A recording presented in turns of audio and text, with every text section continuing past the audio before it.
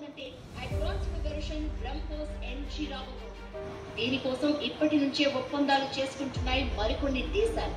ఇక మన Akash missile defence system ఎంత హిట్ అంటే ఆర్మేనియా 6,000 కోట్లకు ఆర్డర్ ఇచ్చింది. ఫిలిప్పీన్స్ లాంటి దేశాలు ఆసక్తి చూపిస్తున్నాయి.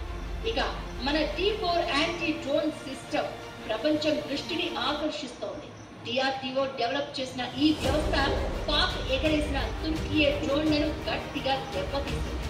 ఆపరేషన్ సింధూర్తో దీని పవర్ ఏంటో తెలిసింది.